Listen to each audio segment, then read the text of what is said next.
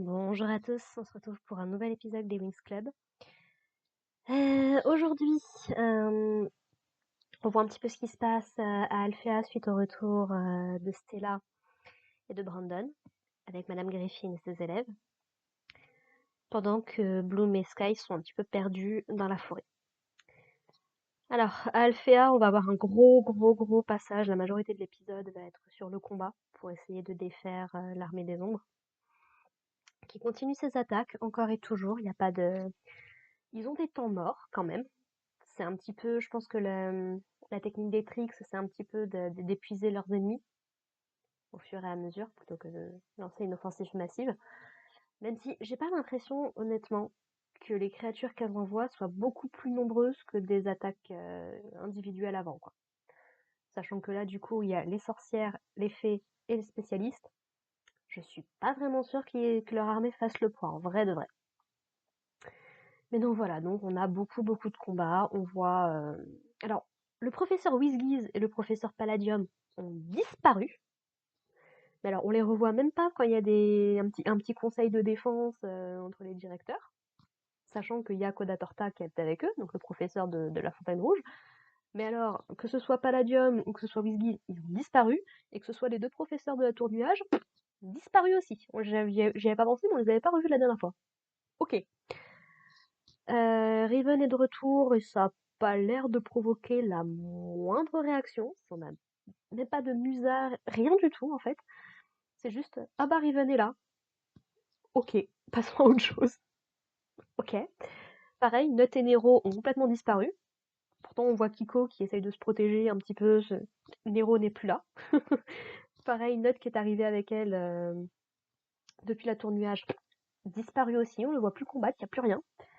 Donc ouais, c'est un peu dommage quand même, parce que du coup ça donne un petit peu d'importance de voir un petit peu tout le monde réuni, quoi, mais visiblement non. Bon, ok. J'avais oublié d'en parler la dernière fois, mais c'est vrai qu'il y a toute une relation entre Tekna et Timmy qui se développe tranquillement. Tekna qui a un petit peu la trouille d'essayer d'avouer ce qu'elle ressent. Et je voulais mentionner autre chose. Oui, un truc que j'ai complètement oublié de mentionner la dernière fois également, petite information que Griffin nous balance comme ça, out of nowhere. On découvre que ce sont Faragonda, Griffin et Saladin qui sont venus à bout des trois sorcières ancestrales la dernière fois. Ok, d'accord. Oui, donc effectivement, quand je disais que Faragonda connaissait des trucs, bah oui, oui, tu m'étonnes, oui. Ok. Mais ouais. Euh, Franchement, j'avoue que j'adorerais, je crois pas que ça a jamais été fait, mais j'adorerais une mini-série sur ces trois-là, en fait, quand ils étaient plus jeunes.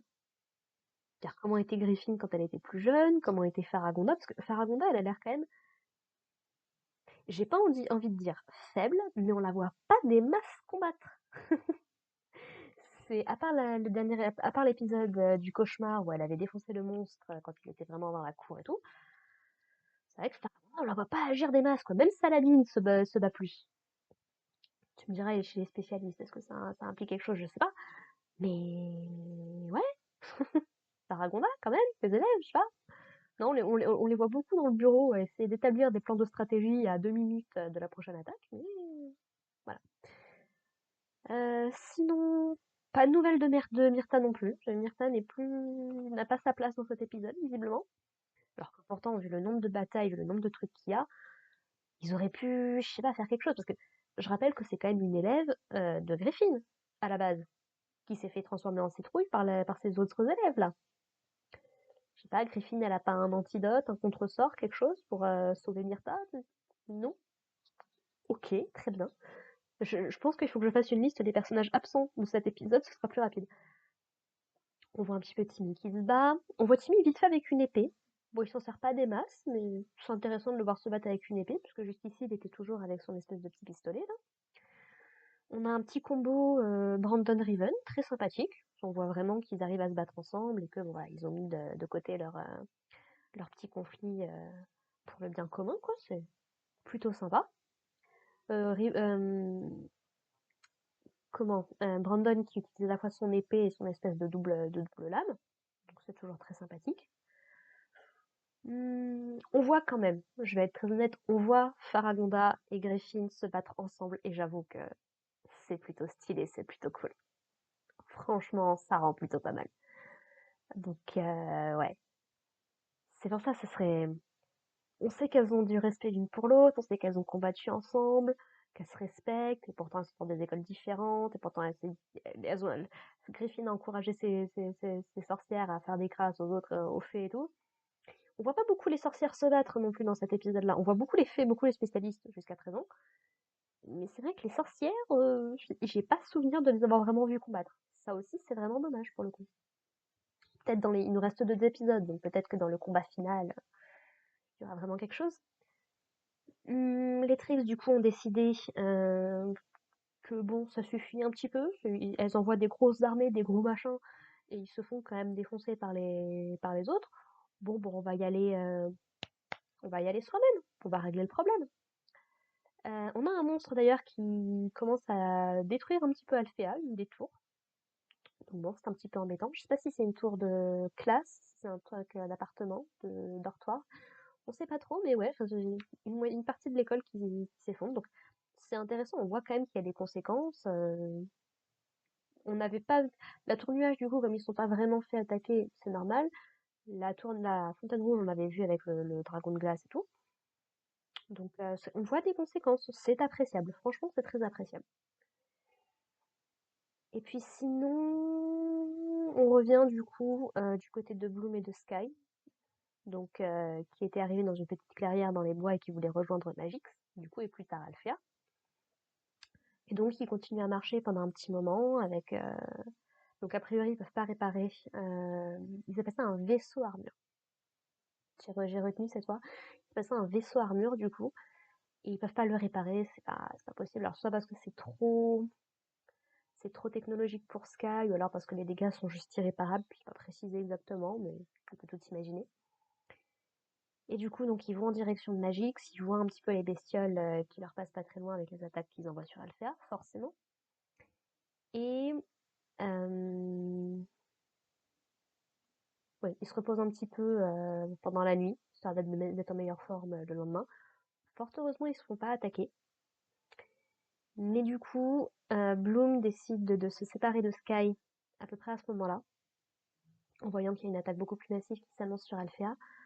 Pour du coup, elle, son but, ce serait d'aller au lac de Rocalus. Elle sait que c'est là où était Daphné. C'est là où l'avait emmené Faragonda dans sa vision, où elle avait trouvé la couronne, où elle avait vu pour la première fois en tout cas la couronne de Domino, sa couronne. Et en fait, elle entend de nouveau la voix de Daphné, donc elle se dit, bon, ok, il se passe quelque chose, je vais aller au lac de Rocalus, on verra bien ce qu'il en sort. Au début, Sky, bon bah il est pas très très d'accord, il voulait l'accompagner, mais elle dit non non, faut que j'y aille toute seule pour moi, pour tout ça. On a un petit moment de doute aussi assez sympathique de Bloom qui se dit mais je me sens totalement inutile avec mes pouvoirs, enfin sans mes pouvoirs. Sky qui lui dit qu'elle a passé la moitié de sa vie sans, j'ai envie de dire 90% de sa vie sans plutôt, 95, 99, et qu'elle reste la même personne même si elle a plus ses pouvoirs, mais elle de dire que bah justement elle vient d'apprendre que ses parents ne sont pas ses vrais parents et donc elle avait besoin de cette magie qui était devenue familière avec le temps pour essayer de se recentrer, de se reconstruire, de rester stable, quoi. Mais même ça, elle l'a plus, donc voilà, petit moment de doute pour Bloom, et donc j'imagine que c'est pour ça notamment qu'elle veut aller au lac de Rocalus, essayer de faire quelque chose, quoi. Et Sky qui du coup décide de partir à Magix. Et à la toute fin de l'épisode, on a une image, enfin, on a un aperçu du truc qui m'a traumatisée quand j'étais gamine avec cette série. Je vais attendre d'avoir vu l'épisode d'après avant de faire, avant de monter, c'est un grand mot, mais avant de monter ma review, histoire de savoir quelle image je vous propose. Parce que je pensais que ce serait dans cet épisode-là, mais a priori ce sera plutôt dans l'avant-dernier. Voilà, pour que vous ayez une image de ce de quoi je parle, et vous montrer que, voilà, pour moi, c'était quand même suffisamment sombre pour ce que ça voulait montrer. Bon, soit vous le verrez là dans cet épisode-là, ce que vous voyez actuellement à l'écran, soit je le mettrai pour l'épisode prochain, je vais voir en fonction de ce qu'on me propose. Voilà, voilà. Sinon, bah écoutez, pas grand-chose de plus à dire sur cet épisode. C'est encore une fois un épisode de transition. Il se passe pas énormément de choses. On a du combat, du combat, du combat. Ça risque d'être ça pendant encore 2 épisodes, malheureusement. Je dirais qu'au niveau du rythme, ça s'est quand même bien ralenti depuis quelques épisodes. Ce qui est un petit peu dommage parce que justement ça devrait devenir intense, mais je pense que c'est la répétition des batailles en fait qui font que ça devient un petit peu triste, un petit peu terne quoi. Donc bon. Donc voilà, je vais pas vous retenir beaucoup plus longtemps, ça sert à rien. J'aurai peut-être plus de trucs à dire, notamment dans le dernier épisode. Parce que du coup, ce sera la fin de saison, ce sera l'occasion de faire un petit bilan. Mais voilà, pour l'instant, du coup, moi je vais vous quitter. On se retrouve la prochaine fois pour l'avant-dernier épisode, du coup. Et puis, bah, en attendant, portez-vous bien. Allez, bye.